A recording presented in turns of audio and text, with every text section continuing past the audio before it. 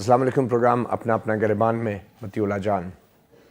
پوری قوم سوگ کی حالت میں ہے۔ جہاز کے حادثے کو آج دوسرا دن ہے اور ابھی تک مختلف قسم کی خبریں مل رہی ہیں۔ جہاز کے حادثے کی وجوہات کے حوالے سے وزیر اعظم پاکستان نے تحقیقات کا حکم دے دیا ہے۔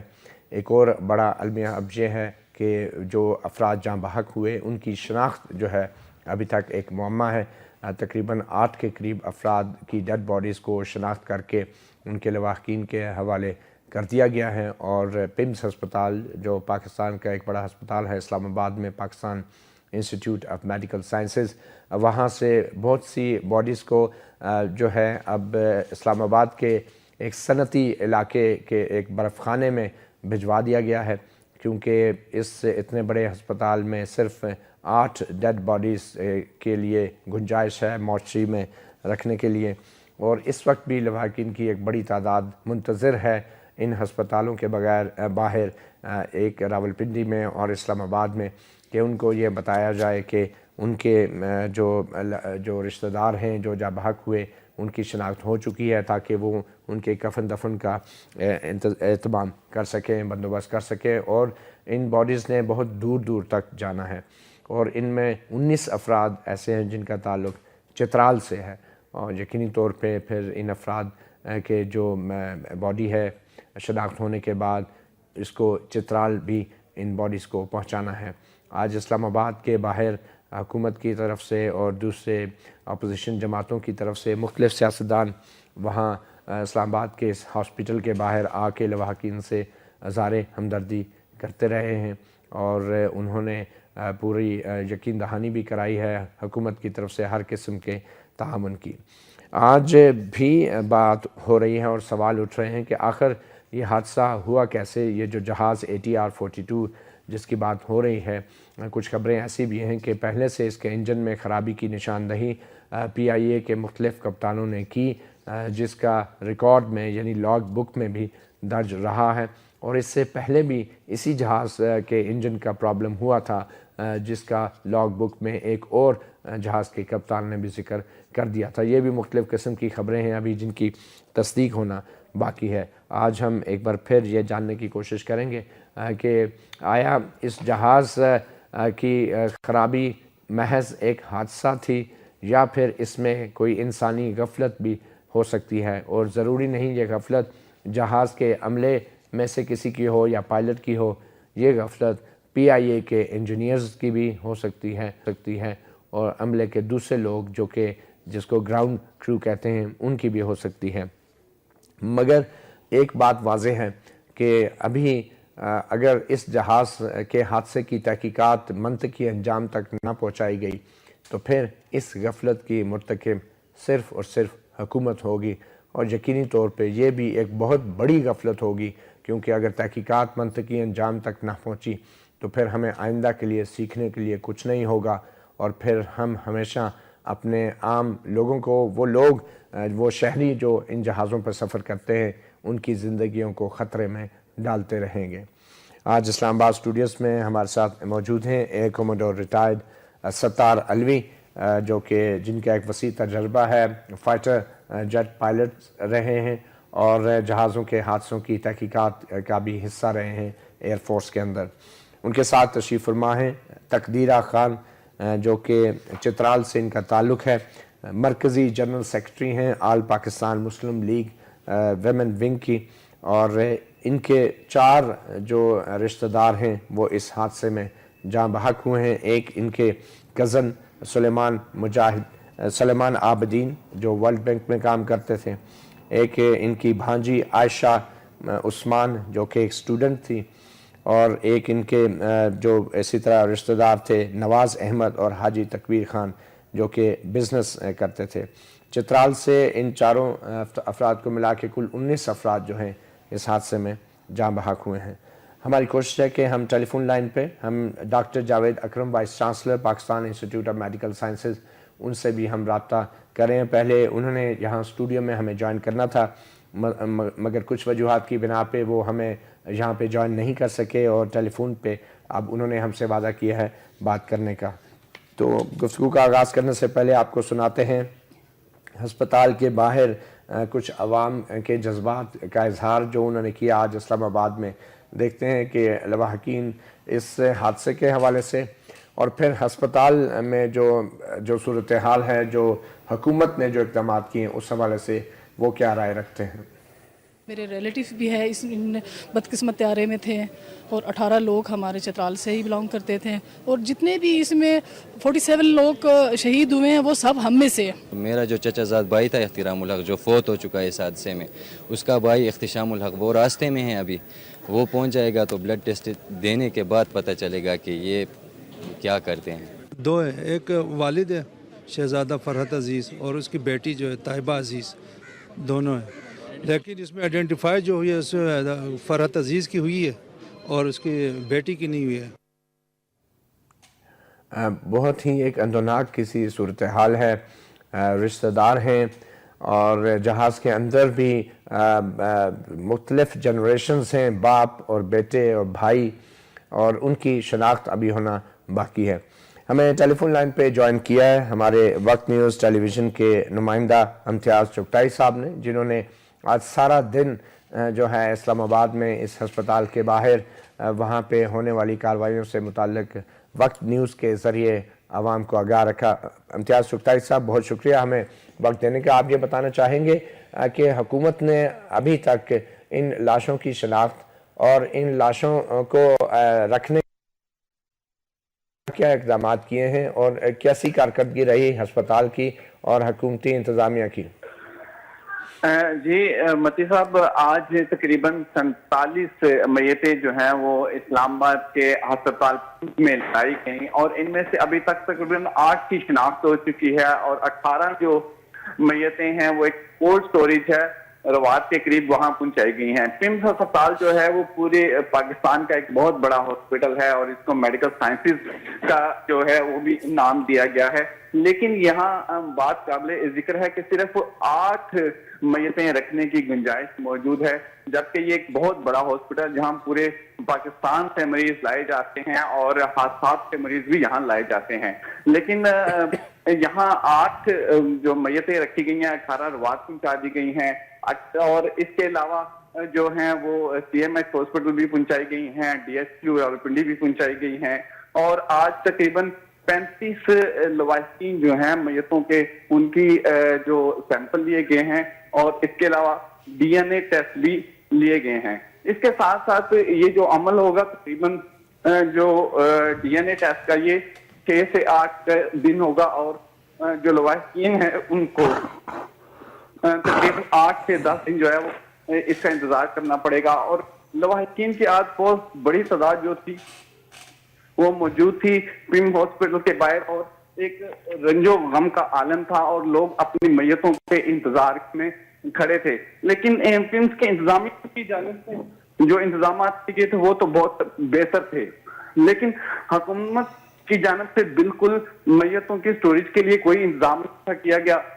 ایک دن یعنی ایک رات پہلے اس چیز کا علم ہو چکا تھا کہ میتیں لائی جائیں گی, لیکن ان میتوں کے رکھنے کا کسی قسم کا انتظام نہیں کیا گیا. میتوں کو مختلف علاقوں میں اور لواحقین جو ہیں وہ مارے پھر رہے ہیں. جی ٹھیک. امتیاز چغتائی صاحب, یہ اسلام آباد میں جو ان ہسپتالوں کے جو انچارج وزیر ہیں طارق فضل چودھری صاحب, اور یہ تو ہر تقریب میں ہر جگہ دیکھے جاتے ہیں, ان کی کیا کارکردگی رہی؟ کیا انہوں نے بھی اسپتال کے دورے کیے اور تسلیاں دی لواحقین کو؟ جی تقریباً سارا دن تو وزیر مصروف وزیر جو ہے وہ پمس ہاسپٹل میں ہی رہے, لیکن کارکردگی پر اگر نظر کی جائے تو کیا اتنے بڑے ہاسپٹل ہیں پمس میں, کیا یہاں بالکل جگہ نہیں ہے کہ کبھی کوئی حادثہ پیش آ جائے اور میتیں رکھنے کی گنجائش موجود ہو؟ یہی وجہ ہے کہ آج لواحقین جو تھے وہ ان میں ایک غصے کی لہر بھی تھی کہ ایک تو ان کے ساتھ ایک قسم کا حادثہ پیش آ چکا تھا, اور دوسری جانب ان کی جو میتیں تھیں وہ جگہ جگہ جو ہیں وہ پہنچا دی گئی ہیں. لواحقین کو یہ سمجھ نہیں آ رہی کہ آیا کہ وہ روات جائیں یا پمس ہاسپٹل جائیں یا وہ راولپنڈی کے ڈی ایس کیو ہاسپٹل جائیں یا سی ایم ایچ جائیں. کیا ہی اچھا ہوتا کہ ایک ایسا انتظام کیا جاتا کہ تمام میتیں ہیں وہ ایک ہی ہاسپٹل میں رکھی جاتی اور ایک ہی جگہ انہیں رکھ کے لواحقین کو تسلی دی جاتی. اب لواحقین اس مخمصے کا شکار ہیں کہ وہ کیونکہ چترال سے بہت زیادہ جو ہیں وہ میتیں لائی گئی ہیں اور ملک کے دیگر حصوں سے بھی جو ہیں لوگ اس پہ تعلق رکھتے ہیں جو اس حادثے میں جان بحق ہوئے ہیں. لوگ اس مخمصے کا شکار ہیں کہ وہ آیا اس سے پوچھیں, کس سے بات کریں. جگہ جگہ سینٹر تو قائم کر دیے گئے ہیں انفارمیشن, لیکن باقاعدہ کوئی ایسا کوئی ترجمان موجود نہیں جو ان لوگوں کو تسلی بخش جواب. اور جیسا کہ آپ نے کہا کہ اس ہسپتال میں جس کے انچارج وزیر یہ طارق فضل چودھری صاحب آج تسلیاں دینے کے لیے موجود رہے, صرف 8 لاشیں رکھنے کی گنجائش ہے. یہ پاکستان کے ایک بڑے ہسپتالوں میں سے ایک ہسپتال ہے. بہت شکریہ امتیاز چغتائی, آپ نے ہمیں اپڈیٹ کیا آج سارا دن کی صورتحال کے حوالے سے. تقدیرہ خان, آپ نے بھی ہسپتال میں کافی وقت گزارا, کیا صورتحال ہے وہاں, اور آپ سے کیا وزیر موصوف کی ملاقات ہوئی طارق فضل چودھری صاحب کی؟ جی بسم اللہ الرحمن الرحیم. میں آج صبح 9:30 بجے سے لے کے 8 بجے تک میں وہاں پہ تھی. طارق فضل چودھری صاحب آتے تھے, ایک جھلکی دکھا کے پھر غائب ہو جاتے تھے. میں سمجھتی ہوں کہ اگر وہ سوچ لیں اپنے آپ کو ان لواحقین کی جگہ پہ رکھیں کہ ان لوگوں پہ اس وقت کیا بیت رہی ہیں, انہوں نے کیسے یہ ٹائم کو کیسے گزار رہے ہیں, وہ پھر میرے خیال ان کو خود سمجھ آ جائے گی. اگر یہ ہمارے ڈاکٹر نہ سوئیں کیا ہوگا ان کو, ان لواحقین کے لیے سوچیں. ان کے لاشوں کو بکھیر دیا انہوں نے, کچھ تو خدا کی طرف سے ان پہ ایک چیز آ گئی, کچھ یہ سوچ لیں اس پہ کہ ان کو بکھیر کے کوئی کہیں پہ ہے کوئی کہیں پہ ہیں. اب جو لوگ چترال سے یہاں لے کے ہیں وہ رات کو چلے ہیں, ابھی وہ 9-10 بجے یہاں پہنچیں گے, وہ کہاں ڈھونڈیں گی ان لاشوں کو, کہاں جائیں گی؟ وہ مارے مارے پھر رہے ہیں. یہ تو اپنے گھروں میں جا کے آرام سے سو جائیں گے خواب خرگوش. اگر یہ دیکھ لیں یہ عوام, یہ لوگ کس کے تھے, یہ لوگ ووٹ لے کے اسمبلیوں میں کس لیے بیٹھے ہوئے ہیں؟ آج سیاست کا دن نہیں ہے, ہمارے دلوں سے کوئی پوچھے. ہسپتال کے اندر ڈی این اے کی سہولت کا بھی اویلیبل تو ہے, مگر اب یہ بتایا جا رہا ہے کہ اس میں بہت وقت لگے گا. ہماری کوشش ہے کہ ہم ڈاکٹر جاوید اکرم سے بھی رابطہ کریں اور اس حوالے سے ان سے بھی بات کریں گے. کچھ دیر میں ہمارا رابطہ ہو جاتا ہے. مگر آپ نے جو ہے لاشوں کی شناخت کے حوالے سے ہسپتال کے ڈاکٹرز کیا بتا رہے ہیں, کیا ٹائم لگے گا, کیا مشکلات ہیں؟ میرے خیال میں ہم اس جو ڈاکٹرز بتا رہے ہیں ہم ان کے اس سوال سے اس جواب سے مطمئن نہیں ہیں. ڈاکٹر طارق فضل چودھری نے کیا لواحقین سے ملاقات کی, کوئی ان سے خطاب کیا؟ وقتاً فوقتاً وہ کرتے رہے ہیں. اچھا, انہوں نے کچھ وضاحت کی کہ یہ فیسلٹیز کیا ہیں کیا نہیں ہیں؟ یہی انہوں نے بتایا کہ اس میں ٹائم لگے گا. اچھا, اب ٹائم لگے گا. اب وہ لوگ پہنچے ہیں, کسی نے سیمپل دے دیا, کسی نے ابھی دینا ہے, ٹائم لگے گا 6 سے 7 دن. اب 6 سے 7 دن وہ لوگ انتظار کریں اور کیسے کریں؟ اب چترال سے ہیں, اور خاص کر کے میں چترال کی بات کروں گی. وہاں کے ہمارے جو راستے ہیں چترال کے, ایک تو آج ان کے لیے ان کو چاہیے تھا ایک الٹرنیٹ فلائٹ چلا دیتے ہیں, وہاں سے ان لواحقین کو یہ لے کے آتے ہیں. بائی روڈ وہ لوگ سفر کر کے یہاں تو آ گئے. اب جیسے کہ موسم کے حالات ہیں, سیٹرڈے سنڈے کو سنو فال کی ہیں, اگر ہو جاتے ہیں راستے بند ہو جاتے ہیں, اور جہاں جہاں ان لاشوں کو پہنچانا ہے وہاں کے تو راستے بند ہو جائیں گے. اور یہاں پہ جو لوگ چترال سے آئے ہوئے ہیں ان کی رہائش کا کیا صورتحال؟ ان کی رہائش کا وہاں پی آئی اے کے عملے کی طرف سے بھی وہ بار بار اناؤنسمنٹ ہو رہی تھی کہ وہ ان کو رہائش دیں گی, جو لواحقین ہیں, جو لواحقین ہاسپٹلز میں. پر وہ جو لوگ وہاں پہ پہنچے ہیں, میرے خیال ابھی تو کچھ لوگ راستے میں تھے جب تک میں 8 بجے وہاں سے نکلی ہوں, کوئی 550 سے 600 لوگ وہاں موجود ہے ان لواحقین میں سے, اور ابھی سارے پہنچے نہیں ہیں کیونکہ وہ دور راستے ہیں. بعض اوقات چترال کے ان حلقے سے بھی لوگ ہیں یہاں پہ, ان کو خبر بھی آج بہت لیٹ ٹائم پہنچی ہوگی کہ جہاز کریش ہو گیا. جو جہاز کریش ہو گیا. تقدیر خان, آپ ہمارے ساتھ ہی ہیں, ہم بات کرتے ہیں ستار الوی, ایئر کمانڈر ریٹائرڈ. ستار صاحب, آج جو نئی اطلاعات یہ آ رہی ہیں کہ ایک سیفٹی اینڈ انویسٹیگیشن بورڈ جو کہ ہماری سول اینڈ ایویشن اتھارٹی کے تحت ہے, جو اس طرح کے حادثات کی تحقیقات کرتا ہے, اس بورڈ کے حوالے سے لاہور ہائی کورٹ نے یہ حکم دیا تھا کہ اس بورڈ کو سول ایویشن اتھارٹی سے آزاد کیا جائے, خود مختار بنایا جائے, تاکہ یہ آزادانہ طور پہ جو ہے تحقیقات کر سکے کسی بھی ایسے جہاز کے بڑے حادثے کی، اور یہ سول ایویشن کو جواب دہ نہ ہو، مگر ابھی تک وہ خود مختار بورڈ نہیں بنایا جا سکا۔ اور اگر ہم اسکرین پہ دکھا سکیں تو ہم دیکھ رہے ہیں کہ جو ویب سائٹ ہے سول ایویشن اتھارٹی کی، اس ویب سائٹ کے اوپر آپ کو اگر ہم دکھائیں تو ایک سائٹ پہ ٹاپ رائٹ کارنر پہ اگر آپ دیکھ سکیں president special investigation safety and investigation board جو ہے ٹاپ رائٹ کارنر پہ، اگر یہ دوسری سلائڈ میں دیکھیں گے، یہ علیحدہ سے انہوں نے بنا تو دیا ہے، مگر ساتھ ہی اسی چارٹ پہ نیچے یہ لکھ دیا ہے کہ under separation from CAA، under separation from civil aviation authority, مگر اس وقت یہ لمبو میں ہے یہ بورڈ، اور اسمبلی کے اندر اس کا ایک قانون پڑا ہے جو کہ اسمبلی میں جس کی ابھی منظوری دی جانی ہے، اور وہ قانون بھی ابھی اسمبلی میں زیر سماعت ہے۔ اب یہ سوال پیدا ہوتا ہے کہ پارلیمنٹ میں بھی سست روی کا مظاہرہ کیا جا رہا ہے، اور اس کے علاوہ سول ایویشن اتھارٹی نے بھی اپنے طور پہ کوئی ایسے ٹھوس اقدامات نہیں اٹھائے کہ اس بورڈ کو فعال بنایا جا سکے۔ اس حوالے سے میں آپ سے بات کرتا ہوں، مگر ایک مدر صاحب، یہ جو سیفٹی اینڈ انویسٹیگیشن بورڈ ہے سول ایویشن اتھارٹی کے اندر، اس بورڈ کے جو سربراہ ہیں وہ ایئر کموڈور منیر بٹ ہیں، اور جو DG سول ایویشن اتھارٹی ہیں وہ ایئر مارشل عاصم سلیمان ہیں۔ پہلے تو یہ بتائیں کہ اس میں ہائی کورٹ نے بھی کہا کہ جو سیفٹی اینڈ انویسٹیگیشن بورڈ ہے اس کو خود مختار کیا جائے، کیونکہ اس نے غفلت کی تحقیقات کرنی ہوتی ہے، اور جس ادارے کی غفلت کی نشاندہی کرنے کا یہ بورڈ ذمہ دار ہے، یہ بورڈ اس ادارے کو جواب دہ تو نہیں ہونا چاہیے۔ تو آپ کے خیال میں یہ ابھی تک جو لمبو میں ہے سیفٹی اینڈ انویسٹیگیشن بورڈ، تو کیا ایسی صورتحال میں اب ایئر کمانڈور منیر بٹ صاحب کو اس تازہ ترین حادثے کی تحقیقات سونپی جا سکتی ہیں؟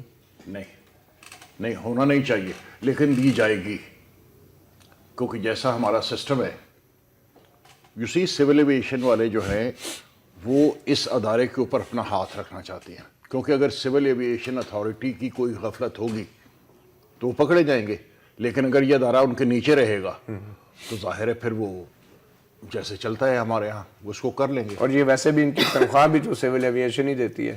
That's right. تو یہ That's right. تو ایسا ہونا نہیں چاہیے، ایسا بالکل نہیں ہونا چاہیے۔ ہمیشہ جو بھی انویسٹیگیٹنگ اتھارٹی ہوتی ہے، it is always above and away from the people who are likely to be investigate. اچھا، ابو اینڈ اوے، بالکل۔ تو آپ جو ایئر فورس میں جہازوں کے حادثات کی تحقیقات کرتے رہے ہیں، تو آپ کی اتھارٹی جو تھی وہ ایئر چیف سے زیادہ تھی؟ نہیں، اس میں ایئر چیف کا کلیئر ڈائریکٹیو ہوتا ہے کیا کہ وہ ڈائریکٹیو کچھ یوں ہوتا ہے، I don't remember the exact words, لیکن وہ کچھ یوں ہوتا ہے کہ جو چیز بھی ہے اس میں لکھا ہوتا ہے کہ to investigate the circumstances under which this happened and to apportion blame if any.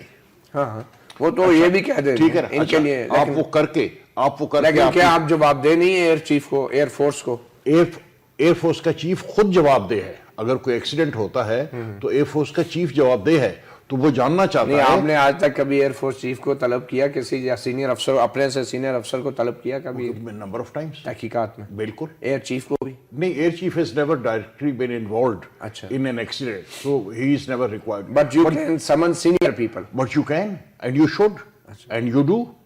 اور کیا ایسی سچویشن میں جو ایئر کموڈور منیر بٹ صاحب ہیں، کیا وہ اپنے ایئر مارشل عاصم سلیمان کو طلب کر سکتے ہیں تحقیقات کے لیے؟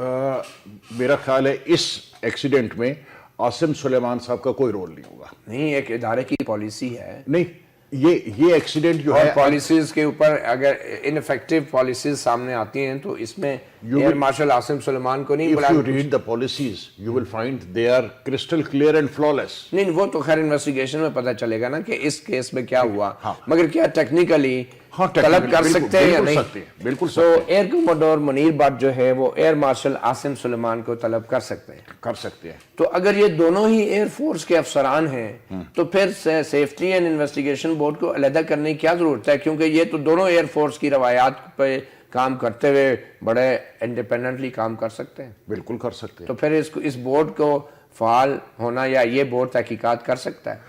کر سکتا ہے، لیکن وہ جو بات آپ نے پہلے کی، لاہور ہائی کورٹ نے یہ آرڈر کیوں ایشو کیا؟ We are all humans, we all fall prey to شاید ان کو یہ temptations. پتہ نہیں تھا کہ سول ایویشن میں سب اوپر سے نیچے ایئر فورس کے لوگ ہیں, ان کو شاید یہ نہیں پتا. ایئر فورس کے لوگ بہت کم ہیں, اچھا بہت کم ہیں, چند چند ایک لوگ. ڈی جی بھی ہیں, پریزیڈنٹ بھی سیفٹی وہاں انویسٹیگیشن. تو 300 لوگ بیٹھے ہیں, 300 میں اگر 10 ایئر فورس نہیں, یہ جو ٹاپ کے لوگ ہیں ایئر فورس کے ہیں نا, it doesn't matter, it doesn't matter. مطلب ضروری نہیں ایئر فورس کے ہوں. نہیں, چند جگہوں پہ ضروری میں اس لیے کہوں گا کہ they have the expertise, they understand the system, they know how things are done, تو they can manage it. اچھا مجھے یہ بتائیں نا, آپ نے کہا they have the expertise. Year force کے اندر تو C-130 is the maximum, the biggest passenger aircraft.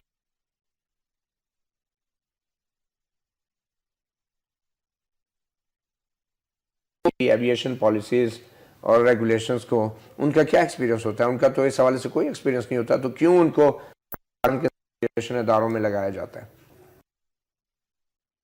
It's not clear. دیکھیں, ان لوگوں کو it is because of the system, the way the system operates, how it should be done. For instance, آپ aircraft accident ہوتا ہے, آپ اس کی inquiry کرتے ہیں, تو there is a procedure کہ کیسے چلنا چاہیے. آپ ایک نئے بندے کو لا کے لگا دیں, اس کو پتہ ہی نہیں جہاز. why air force in Pakistan? Aviation کے اندر ایئر فورس کے سینئر آفیشرز کو کیوں تعینات کیا جاتا ہے پاکستان میں؟ کیا سویلین سیکٹر میں اس کی مہارت نہیں ہے؟ نہیں ہے, ہے ہی نہیں ہے پاکستان, نہیں ہے. مطلب ایویشن کا کوئی ایکسپرٹ ہی نہیں ہے سوائے ایئر فورس کے لوگوں کو. That's right. اچھا, aviation, That's right. Show me one. Name one.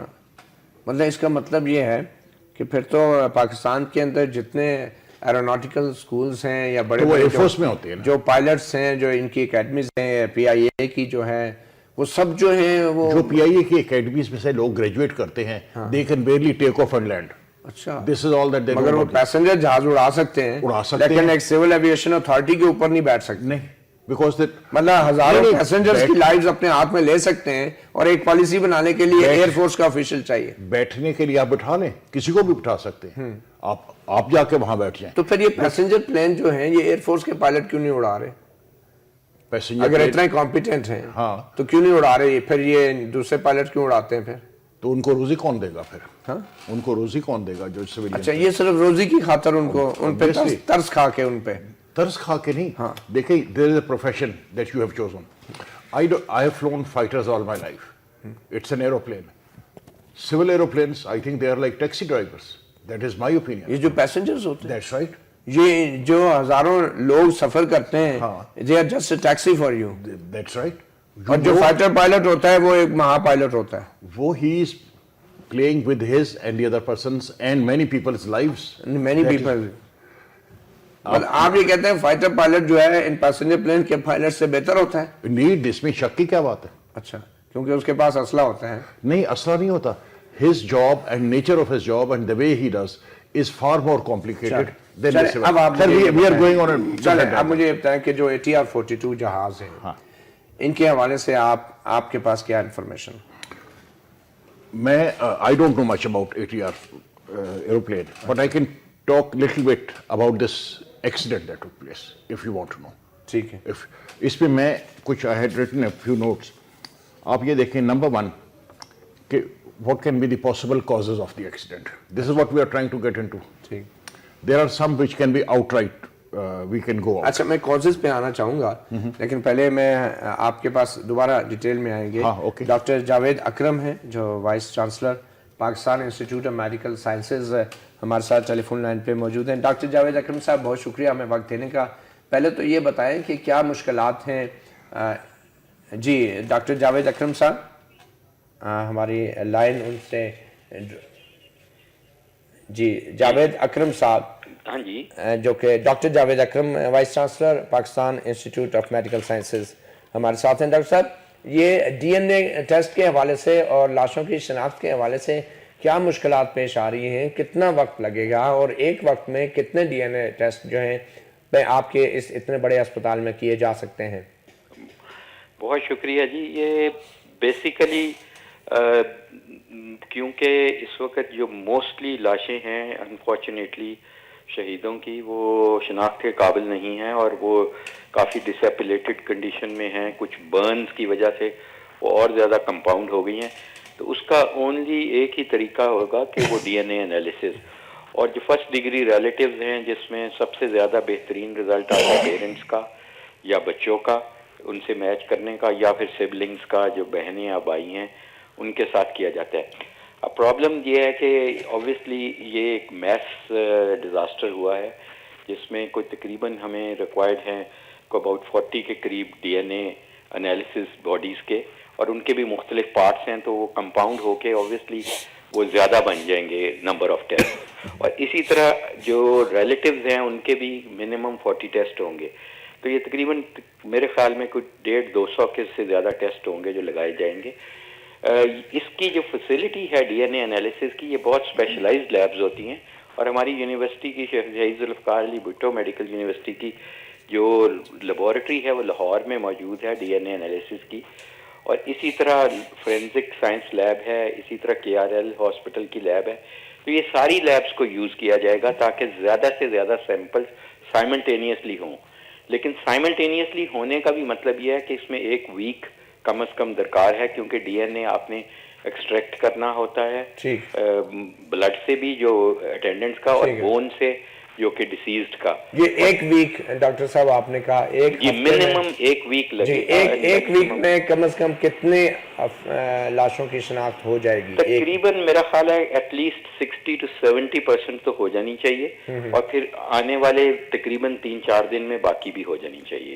آپ یہ کہہ رہے ہیں کہ یہ تمام لاشوں کی شناخت میں تقریباً جو ہے 10 دن کے قریب, 10 دن میں یہ مسئلہ حل ہو جائے گا انشاءاللہ. یہ پورا ہو جائے گا, کیونکہ ہم سمجھتے ہیں کہ جتنی جلدی ہو, کیونکہ آلریڈی یہ بہت بڑا لاس ہے فیملیز کے لیے, اور this is the minimum that we can do کہ ان کا جتنا بھی ٹائم ہم کم کر سکیں تاکہ ان کو ایکسپیڈائٹ کر سکیں. اچھا ڈاکٹر صاحب یہ بتائیں کہ جتنی بھی ڈیڈ باڈیز ہیں ان کو پیمز کے اندر کتنی ڈیڈ باڈیز آپ کے مردہ خانے میں رکھنے کی گنجائش ہے, اور ان باڈیز کو اب پنڈی اور اسلام آباد, بلکہ اب میں سن رہا ہوں روات کے قریب جو ایک سرد خانہ ہے وہاں بھیج دیا گیا ہے. تو کیا آپ کے اتنے بڑے ہسپتال میں کتنی ڈیڈ باڈیز کی گنجائش ہے؟ یہ کیا وجہ ہے کہ آپ لوگوں کے پاس جو ہے اس طرح کی گنجائش نہیں؟ جی اس وقت ہمارے پاس جو ڈیڈ باڈی رکھنے کی گنجائش ہے وہ 8 کی ہے. 8 dead body. Obviously in mass trauma میں جیسے یہ کٹھی باڈیز آتی ہیں, خوجہ ایئر لائن کا ہوا, جو کچہری کا ہوا تھا واقعہ, تو اس میں اوبویسلی یہ کیپیسٹی بہت کم ہے. اسی لیے ہم نے ایک PC-1 ابھی بنایا, اور پرائم منسٹر صاحب نے ایک اسپیشل اس کی اپروول دی 50 باڈیز کی مارچری کی, جو اس وقت بننے والا ہے ہمارا.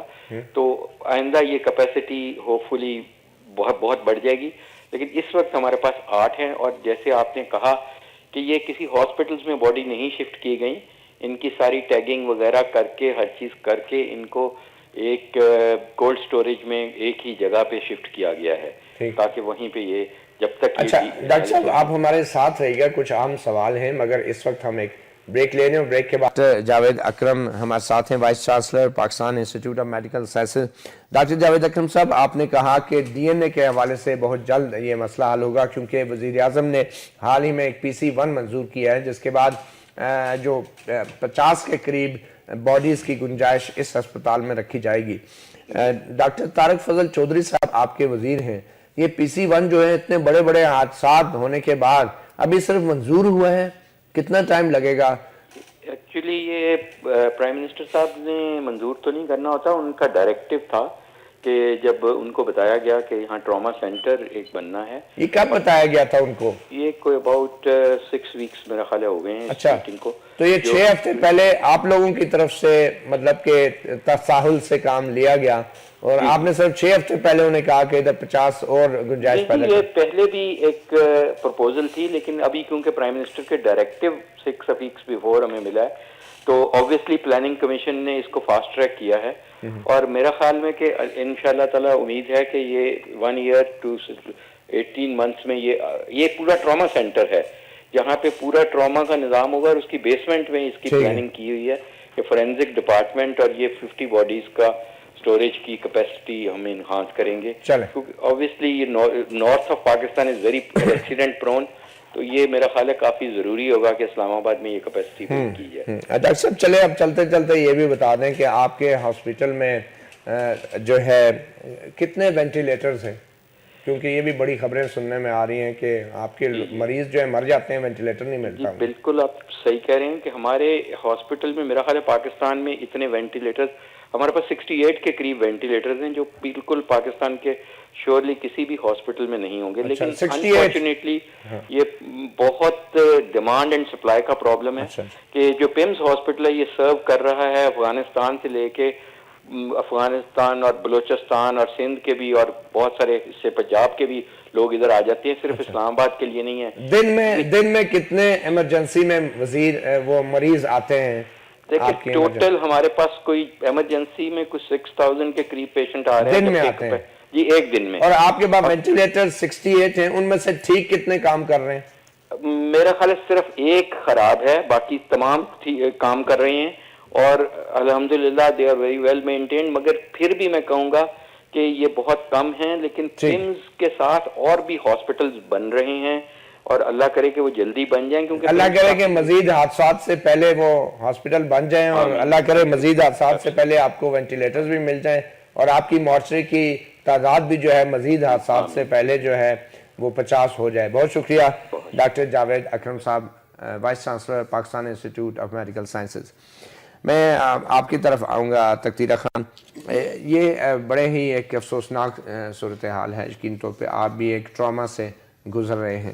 تو آپ لوگ کیا توقع کر رہے ہیں کہ اتنا بڑا حادثہ ہونے کے بعد جو آپ کی حکومت ہے یا آپ کے نمائندے ہیں، بلکہ چترال سے تو آپ کی اپنی ہی پارٹی کے MNA ہیں جو جنرل مشرف صاحب کی آل پاکستان مسلم لیگ ہے، شہزادہ افتخار الدین MNA، تو انہوں نے اس سارے حادثے کے بعد کیا کیا کیا ہے اور کس طرح آپ لوگوں کی ہیلپ کی ہے؟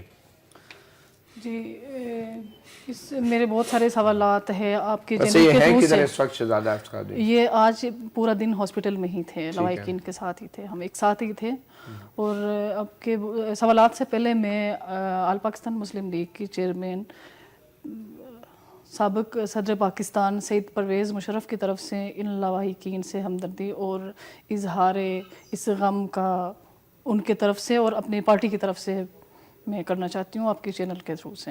اور ان کا میسیج بھی مجھے رات کو ہی آیا تھا سید پرویز مشرف کا کہ آپ لوگ ہاسپٹلوں میں پہنچے، ان لوگوں کو جو بھی مدد کی ضرورت ہے ان کے لواحقین سے ملیں. اور کیونکہ جنرل سید پرویز مشرف چترال سے بہت پیار کرتے ہیں اور ایک والہانہ وہ محبت رکھتے ہیں چترال سے، اور اس لیے وہاں پہ آپ کی پارٹی کے MNA جیتے ہیں. ہمارے بہت سارے کونسلر ہے، ڈسٹرکٹ کے ممبر ہے، ہمارے تحصیل کے ممبر ہیں پورے پاکستان میں چترال میں ہمارے. اچھا یہ بتائیں نا کہ یہ جو ATR-42 جہاز ہے یہ تو چترال میں کوئی ابھی سے اس کی فلائٹ شروع نہیں ہوئی، یہ تو جنرل مشرف صاحب کے دور میں یہ سٹارٹ ہوا. 2007 میں جو ہمیں بتایا جا رہا ہے یہ جہاز لیے گئے اور 2007 میں تو جنرل مشرف صاحب کی ہی حکومت تھی. تو پھر ان جہازوں کو لینے کے بعد کئی بار ان کو گراؤنڈ بھی کیا گیا، اس میں بہت سی شکایات بھی آئی.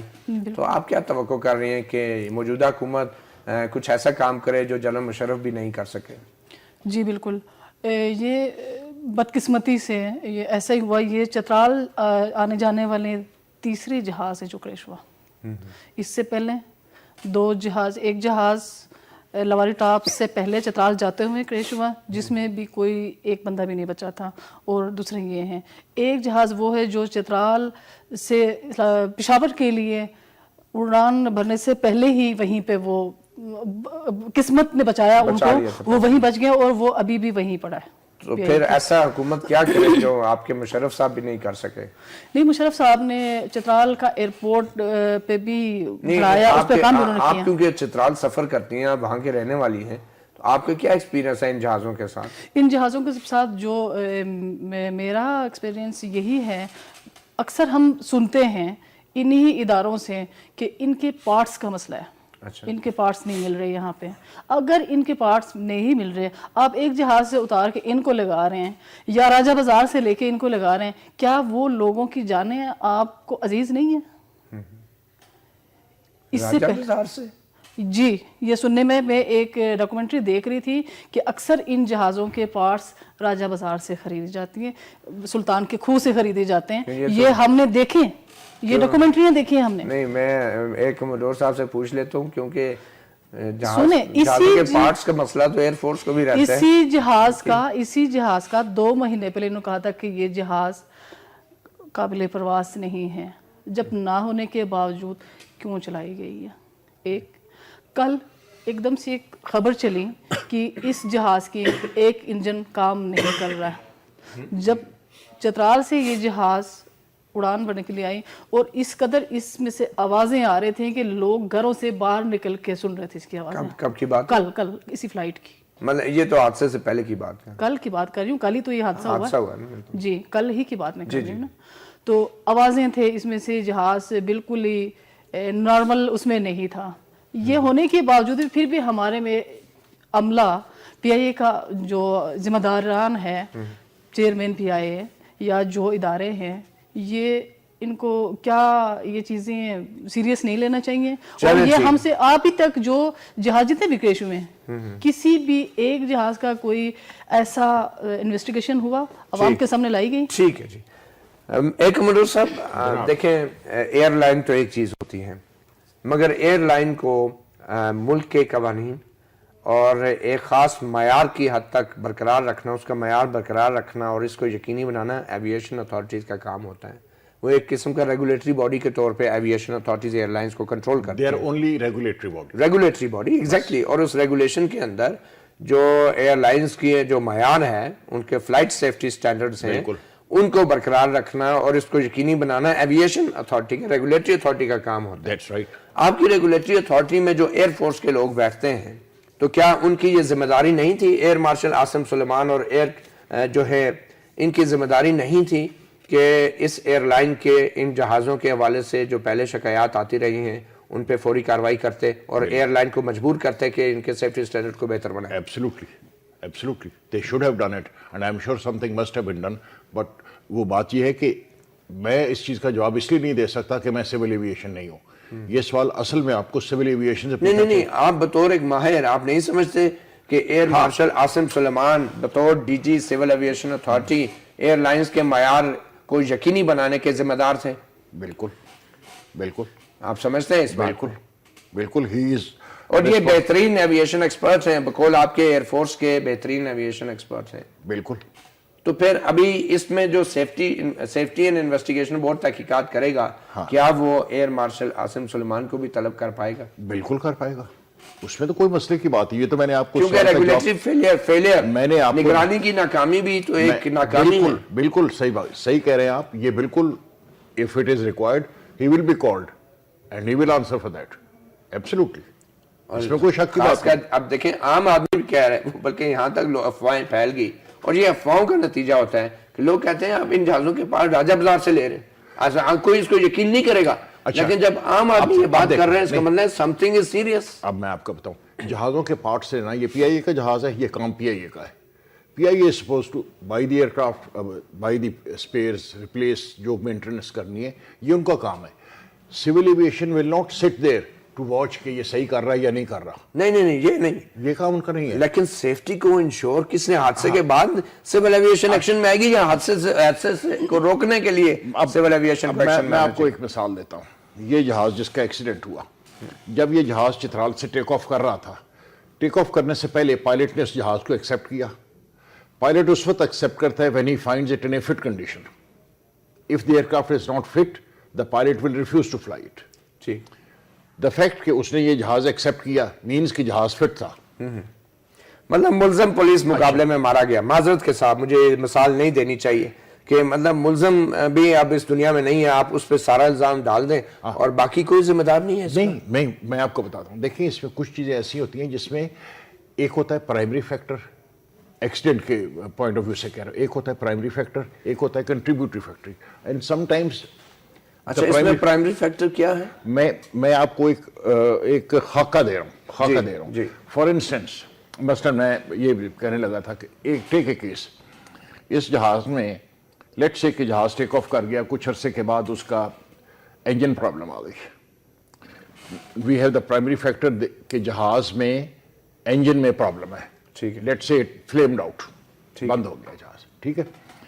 अब जिम्मेदारी किस पे आ गई? पायलट पे, कि एक इंजन तो चला गया, अब जहाज को रिकवर करना है, लैंड करना है सेफली। ठीक है। there is something he should do. There is something he should see. He should take a decision after assessing the situation and then adopt a course of action which will ensure the safety of aircraft and passengers. ठीक है ना? अगर उसकी judgement वहां पर गलत हो जाए तो you will lose airplane. तो इसका मतलब है पायलट मेन जिम्मेदार। मेरा मतलब लेकिन जिस जहाज के लिए इंजन का रिकॉर्ड के ऊपर कई हफ्तों से लिखा जा रहा हो कि इंजन ठीक नहीं है, तो उसमें प्राइमरी फैक्टर पायलट है नहीं, या एयरलाइन है या एविएशन अथॉरिटी है। आप जहाज में लिखते हैं आप कि जहाज में इंजन नहीं है, वो जहाज में इंजन लगा देंगे, फॉर्म पे लिख देंगे कि जहाज में इंजन लगा दिए, बात खत्म हो गई। तो फिर इसको फाइंड आउट करना चाहिए। Pilot is not going to सी कि exactly he can not see the aircraft engine working till he flies it. मेरा मकसद ये कहने का कि प्राइमरी, मैंने आपको जो बात कही थी, प्राइमरी फैक्टर क्या है? Engine failure. Contributory factor wrong decision by the pilot. ठीक है, तो ऐसी कॉम्बिनेशन भी चीज़ों की हो सकती है। मैं ये कहूँगा कि ये कहना इस वक्त कि ये पायलट की गलती है, मेंटेनेंस की गलती है, PIA की गलती है, पिम्स की गलती है, ये सही नहीं है। जब तक इन्वेस्टिगेशन मुकम्मल नहीं हो जाती उस वक्त तक वी शुड नॉट। हाँ, वी कैन। अगर आपने इन्वेस्टिगेट करना हो इस हादसे को तो आप किस किस को इंटरव्यू करना चाहेंगे और क्या क्या देखना चाहेंगे? I didn't come prepared for this question but I guess the maintenance staff उनकी लॉग बुक रिकॉर्ड देखेंगे। मेंटेनेंस स्टाफ जो जिन्होंने उन पे काम किया है, क्या काम किया है, जहाज की लॉग बुक, वो सारी चीजें वो आप देखेंगे, जहाज का पिछला रिकॉर्ड देखेंगे। और जिन जिन पायलट्स ने इस जहाज को पिछले 5-6 महीने में उड़ाया उन सब के इंटरव्यूज करें। नॉट नेसेसरी, जरूरी नहीं, क्योंकि पायलट्स ने जो भी ऑब्जर्व किया है वो लॉग बुक में मौजूद होगा। पायलट्स की भी लॉग बुक में है, उसी के जहाज की लॉग बुक में पायलट लिखता है कॉकपिट रिकॉर्डिंग के आखिर वक्त में क्या वो हुआ, सब चीजें वो हुआ। फिर आप मेंटेनेंस वाले से पूछेंगे कि पायलट ने ये नुक्स बताया था, आपने क्या किया इस पे, वो भी लिखा होता है। तो फ्रॉम दैट यू कैन जज कि इस जहाज पे क्या नुक्स आए थे, क्या काम हुआ था, you can get the complete history. आखिर में एयर कमोडोर साहब, जितने भी पाकिस्तान में हाई प्रोफाइल हादसात हुए हैं उनमें सब हादसात की इन्वेस्टिगेशन मंतकी अंजाम तक नहीं पहुंची। अगर एक मिसाल लें, जनरल ज़ियाउल हक का जो जहाज़ तबाह हुआ, क्या वजह है कि पाकिस्तान ऐसे बड़े हाई प्रोफाइल जितने भी केसेस होते हैं, हत्ता कि इवन जो असैसिनेशंस होती हैं, मैं आपको जहाज वो भी मंतकी अंजाम तक नहीं पहुंचती, क्या वजह है? मैं बताता हूँ। आप जहाज के एक्सीडेंट की बात कर रहे हैं कि मंतकी अंजाम तक नहीं पहुंची। हमारे यहाँ जो भी कोई केस हुआ है हाई प्रोफाइल किसी फील्ड में, क्या वो कभी किसी मंतकी अंजाम तक पहुंचा है? क्यों नहीं पहुंचता आपके ख्याल में? असगर खान केस क्या हो गया उसे? We are like that. हम लोग बेईमान हैं, हम लोग अपनी कमजोरियां छुपाने के लिए दूसरे पे डालते रहते हैं और किसी बात को उस नतीजे तक नहीं पहुंचना चाहते जहां कानून का हाथ मेरे गले तक आ जाएगा। मैं हर कोशिश करूंगा कि ये हाथ मेरे गले तक ना पहुंचे, इसलिए अब नहीं करते। लेकिन जहां तक एविएशन के इनका ताल्लुक है, ये नहीं मैं मानता कि इन्वेस्टिगेशन हुई और वो किसी नतीजे पर नहीं पहुंचे, ये नहीं होगा।